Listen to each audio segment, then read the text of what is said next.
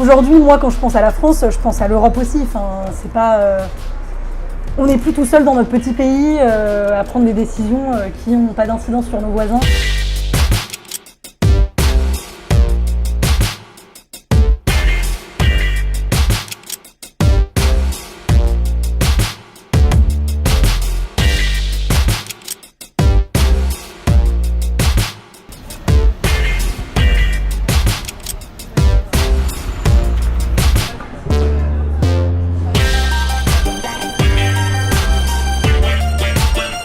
Ne plus avoir de frontières, avoir une monnaie commune, etc., c'est quand même ce qui crée une identité européenne que peut-être du coup les gens de 50, 60 ans n'ont pas, mais que je pense que tous les jeunes ont aujourd'hui. Enfin, moi je sais que je demande à mes parents, ils vont pas me dire oui je me sens européen, enfin, ils vont me dire bon bah oui j'aime bien l'Europe. C'est cool, mais à l'école on a toujours grandi en apprenant, enfin nos premiers cours de géographie, bah ok, nos premiers cours c'était sur la France, mais très vite, je veux dire quand on est en 6e, 5e, on apprend déjà tous les pays de l'Union européenne, les machins, les trucs.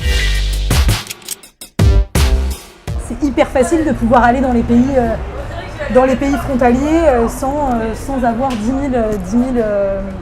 paperasses à faire avant de partir. Enfin moi je vois que quand je voyage, les gens que je rencontre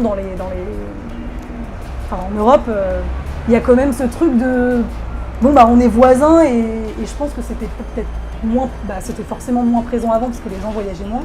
Après je pense que c'est aussi parce que j'ai beaucoup voyagé et que du coup j'ai une vision de l'Europe et j'ai quand même vu beaucoup de pays, d'endroits différents en Europe pour pouvoir me dire je me considère comme européenne.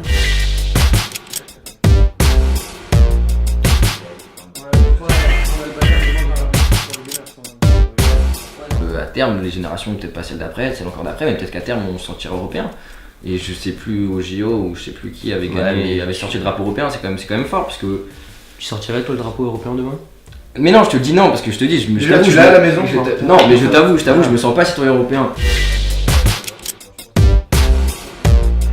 Enfin, je sais pas comment ça pourrait s'appeler, mais comme un président de l'Union européenne, quoi. Mais une personne qui serait élue par les citoyens européens, enfin, et qui resterait en poste, je sais pas, pour 5 ans, 3 ans, 5 ans, enfin, qui pourrait permettre qu'il y ait une politique commune et mettre en place une politique commune avec les différents chefs d'État. Et ça serait déjà une étape bien dans le sens où déjà le fait que ça soit les citoyens européens qui élisent quelqu'un,